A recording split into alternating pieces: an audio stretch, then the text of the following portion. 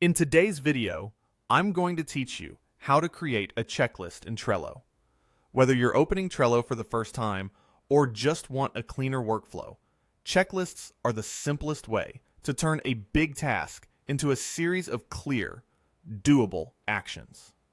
I'll walk you through my personal process so you can set this up quickly and use it with confidence. Start by opening the Trello card where you want your checklist to live. Think of a card as the container for a piece of work, like a feature, a video, or a client task. Click the card's title to open it, and you'll see its details. Keeping all the moving parts inside the right card makes everything easier to track later. On the right side of the card, look for the checklist option. Click it to add a new checklist to this card. This is the control that tells Trello you want a list of bite-sized tasks nested under this card, so you can check off progress as you go. You'll be prompted to name your checklist. Pick a title that instantly tells you what the list represents. You can keep it simple with something like to do, subtasks, or steps, or be more specific, like edit pass or launch prep. Clear names help when a card holds more than one checklist, and they make it obvious to teammates what they're looking at.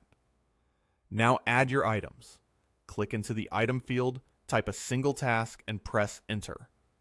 Each press of enter adds the next line to the list. Keep each item focused and action-oriented. Start with a verb, keep it short, and avoid cramming multiple actions into one line. Breaking work into small pieces makes you faster and gives you more accurate progress tracking.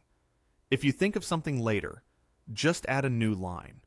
If something feels vague, rename it so it's crystal clear. You can also reorder items as priorities shift by dragging them into place. So don't worry about getting the sequence perfect on the first pass. That's all there is to it.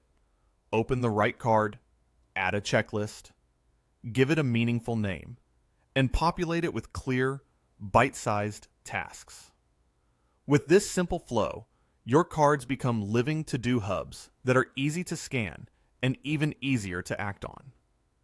If you found value in today's walkthrough, tapping the like button is a small gesture that really helps others discover the channel.